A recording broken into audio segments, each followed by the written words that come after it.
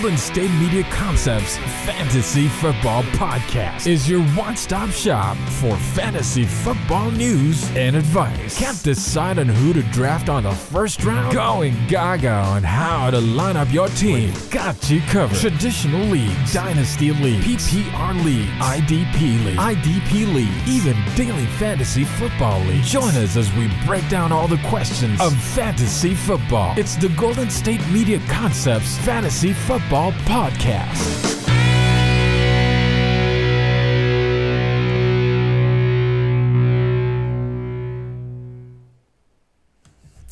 What is good, ladies and gentlemen? We're back for another episode of the GSMC Fantasy Football Podcast. My name is Austin. I am your host, as always, usually going live at 7 p.m. Mountain Time for the live show. But this is going to be the Patreon segment, as I do every single day for 30 minutes, 2 segments every single day on the Patreon. So if you guys are not subscribed, go ahead and check it out. I love bringing y'all this extra fantasy football coverage. Today we're going to be talking about my tight end rankings and my tight end pyramid. That's going to be the first thing that we do. And then after that, we're going to go and talk about some fantasy rumors that are happening going into week 6 of NFL action. Very excited to bring this stuff to y'all. We are brought to you by the GSMC Sports Network. So thank you to them for bringing us this coverage. And I'm just happy to be here, guys. If you have any questions, drop them in the comments. I would love to answer any fantasy questions that you guys have. And without further ado, let's get into my tight end rankings on my tight end pyramid. Got some really good guys that I'm excited to talk about here right now. And let's start with just kind of how I lined up the pyramid here. So we got the elite status guys, only a couple guys there. Makes sense. Tight end's pretty thin this fantasy year, so only have 2 elite guys. Then we got the hot start, must start type of guys that absolutely have to be in your lineup going into week 6 here. We got the tight end ones, where if you don't have one of these 3-tier type of guys, I think you're currently losing at tight end. You don't really want to be starting these other guys at the moment. Things may shift and change as the season progresses, but just going into week 6, that is my current opinion. We have the I don't want to start this guys, who are, a couple young tight ends, couple guys who just really haven't found their way yet. And then we have the section where you really better not be starting these guys. If you have a winning fantasy football team, you absolutely won't start these guys, and you will take and heed my opinion correctly at this moment. So, guys, let's start with my elite status guys. Only got 2 guys up there. Makes sense. We got Kelsey and we got Mark Andrews. Kelsey, even battling injury throughout this season, started off with, I believe, the hamstring that was bothering him, and now he has some type of ankle injury that he sustained in this last game. He is still absolutely heads and toes and shoulders and knees the best tight end in the entire league.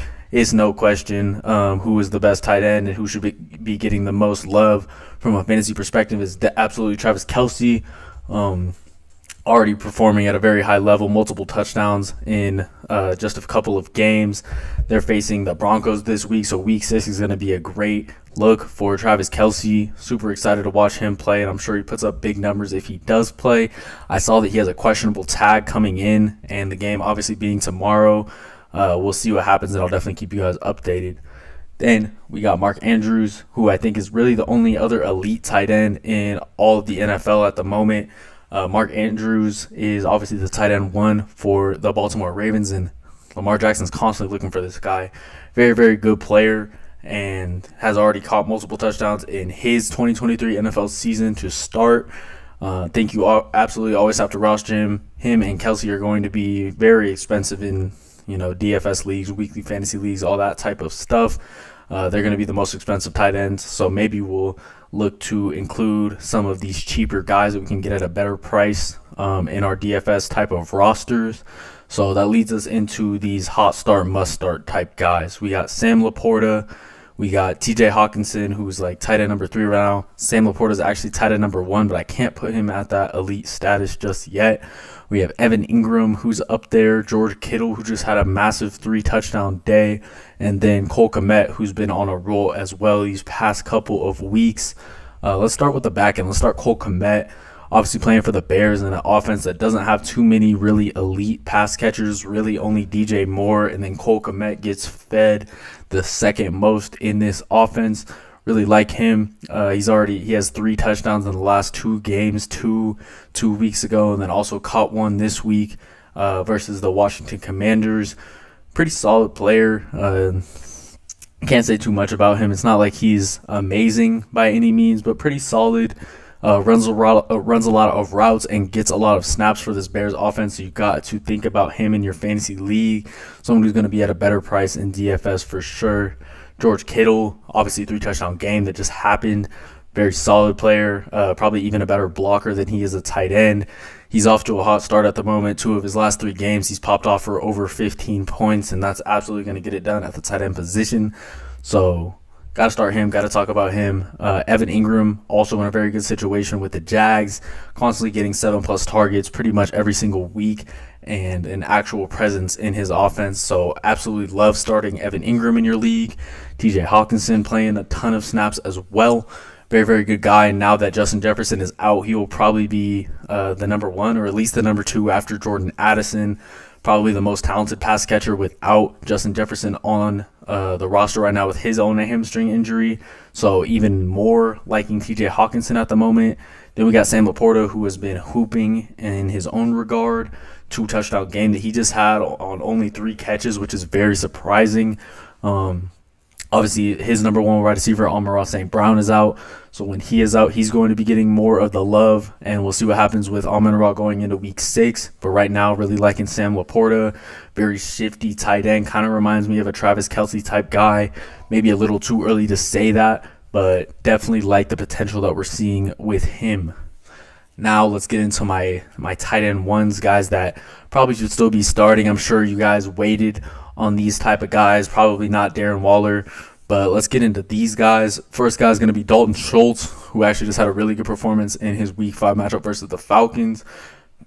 Pretty solid tight end. Really like this guy. We saw him with the Cowboys last year and the last couple years with Dak. They had really good chemistry. I really do think that him and CJ Stroud are going to start building on their own chemistry. So definitely like him as a starter, and think his stock is rising. Darren Waller, think his stock is also rising too when we're talking about guys that are not necessarily complaining in the media. Was his situation. Daniel Jones actually said himself that he needs to get Darren Waller more involved, and he ended up doing that. Ended with 16 fantasy points in week 5, 8 catches for like 87 yards, something like that, just off the top. Not sure exactly, but I'm pretty sure that's pretty much exactly what his stats were. Really like Darren Waller if he's getting the attention that he deserves. He hasn't been always getting that this year, so we'll see what continues to happen with him. Got Hunter Henry. He had 0 fantasy points in week 5 this week, but obviously his offense has been struggling. Mac Jones has been benched these last 2 games. Hunter Henry actually had more snaps than Mac Jones this last week. So I'm expecting this Patriots offense to pick it up a little bit more as they get more seasoned through this one. And I still do like Hunter Henry for sure. Then we got Jake Ferguson, who has been getting 7+ targets per game. Absolutely have to start him. Dallas Goedert just showed us that he has some more left in the tank this week. Was actually a contributing factor in the offense, and he does play a lot of snaps, so want to be starting him. Logan Thomas has been a bit of a dog, bit dominant in these last couple weeks. Suffered a concussion after getting a really dirty hit from Kareem Jackson in the end zone. Since then, his role has been progressing. This last week had like 9 targets and caught a touchdown in the loss versus the Bears, where he looked pretty good. He literally looked like the most targeted receiver in that game. So love that. Love Logan Thomas. Think he's a solid tight end option and someone who a lot of you 12-team guys can pick up off the waiver wire. So definitely like that. Zach Ertz has come on early, getting a lot of targets in his offense. Trey McBride, who's a CSU alum, hasn't really been making nearly as much noise, so he's been able to get most of the snaps and most of the production from the tight end spot. Like him there, I think Josh Dobbs kind of leans on him as a third down target.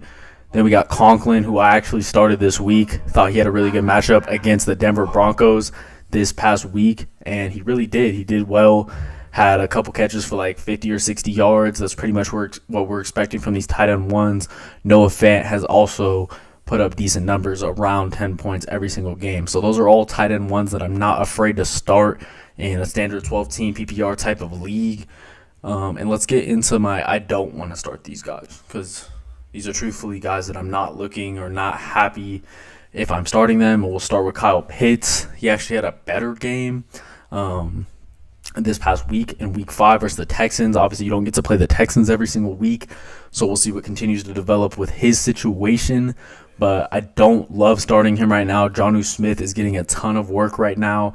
However, if these people are dropping Kyle Pitts at the moment in your 12-team, even in your 10-team leagues, I think he deserves a roster spot just off potential. This is a guy who's 6'5", runs a 4.4.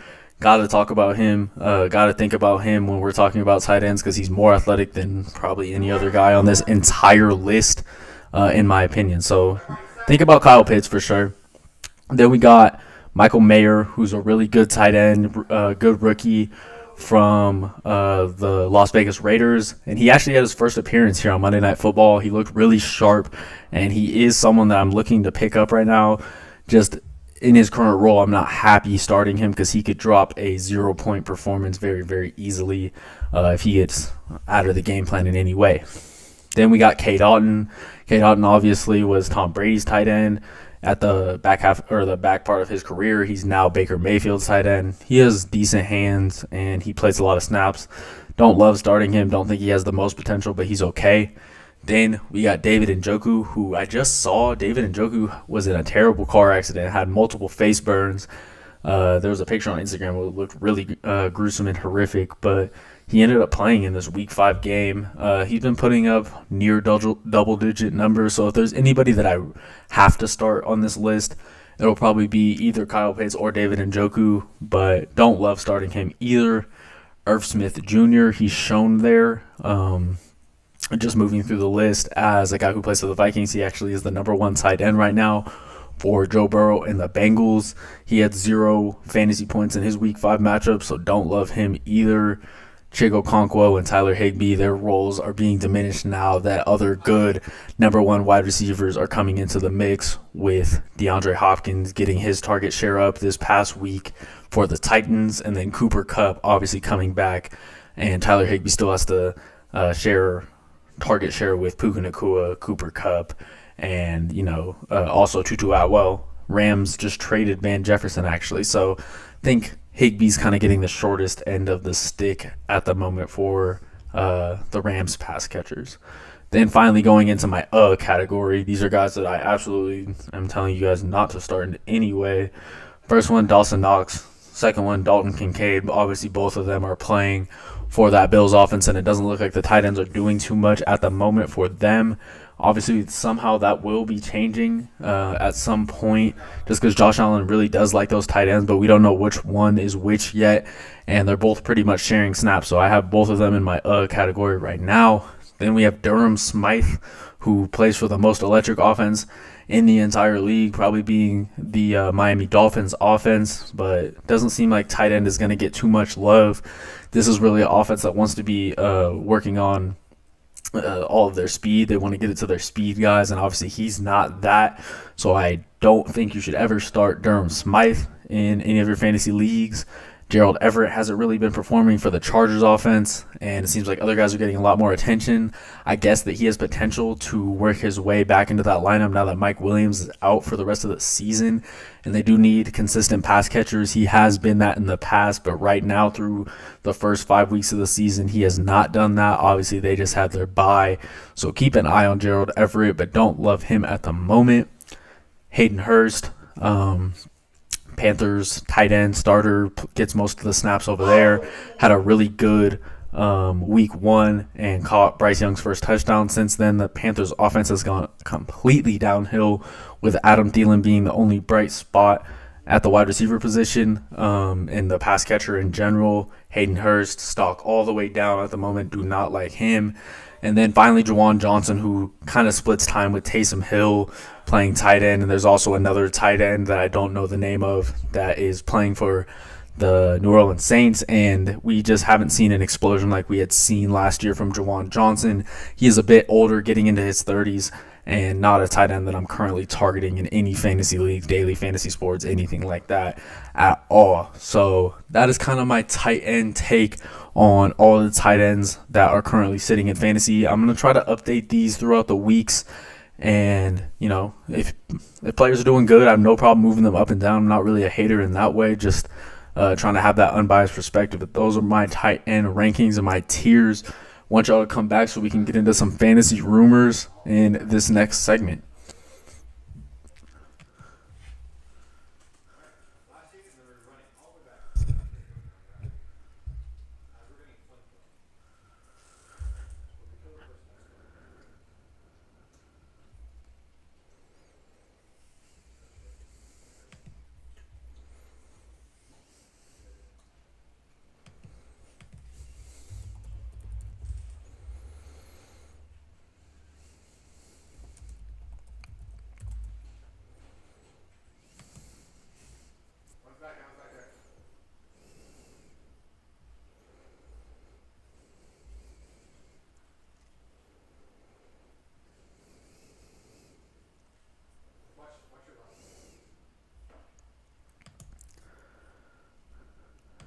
What's good, everybody? Let's talk some fantasy rumors right now. Thank you guys for watching, though. Appreciate y'all for all your support. Let's get into this right now, talking about fantasy rumors. If you guys want to drop a tip, go ahead and do that. Support the show. streamelements.com/GSMC Sports Network is where you can do that. Let's hit some fantasy rumors real quick and just kind of go through what we're seeing. I'm over on the fantasypros.com website just talking about the things that I'm seeing here. Apparently, Marquise Brown seen not practicing here on Wednesday, so definitely not a great sign. Could be a potential sign for guys like Michael Wilson or a guy like Rondale Moore to receive more action in this week's matchup because Hollywood Brown is not practicing. Let's see what his official status was today. It just says he was nowhere to be found. So yeah, we're expecting probably rookie Michael Wilson to be getting a little bit more work as well as Rondale Moore. Sticking with that Cardinals section of fantasy, apparently the Cardinals have activated Keontae Ingram as their starter on the Cardinals depth chart right now, which is a little bit concerning for me because I just picked up Amari DiMarcado. Don't really need him, but was trying to take him away from the other teams that might want him. You guys do have to think about that as a fantasy tactic. Obviously, there's going to be injuries to especially running backs, and running backs are thin. Only 32 running backs are probably going to get those high workloads that we'd like to see in fantasy, and Amari DiMarcado may not be one of them now. But always think about if there is an injury, just taking that guy away from a team that may actually really need him and may improve when they get him if you are on top of your waiver order in your fantasy football league. Definitely something to think about. Then we got Jonathan Taylor. Jonathan Taylor, really good player. Obviously led the league in yards one time in his career and now just got paid his 3-year deal. Apparently he's expected to receive more of an increased workload in week 6. So definitely excited to see that. They're going to be going up against a divisional opponent in the Jacksonville Jaguars, who I've seen him burn a couple times in his career. Definitely pretty solid, and we saw decent work from him in week 5. He only played 10 snaps, but had like a 16-yard halfback screen that he did. Zach Moss was really leading the charge in that game and doing a lot for his team. Had like 165 yards and 2 touchdowns in that game. So interesting. We'll be seeing more of Jonathan Taylor moving forward, and I'm hoping that when going into like week 9, week 10, week 11, when we really need Jonathan Taylor, he will be getting that full workload, and he'll be working back to that work that he has been doing. Then, guys, we got Deshaun Watson apparently not speaking with the media on Wednesday, so we don't really get an update what's going on with him and his injury. He currently has a shoulder contusion, I think is what we are currently seeing with Deshaun Watson. Just recommend that you guys keep tabs on him moving into Sunday, I believe is when he plays. If he's going to play, he has missed the last couple games, or just the last. He only missed one because then they had their bye week, I believe, last week. But definitely keep your eyes on Deshaun Watson and what's going on with him. But apparently, if Deshaun Watson is not able to go, the Browns no longer want to rock with Dorian Thompson-Robinson.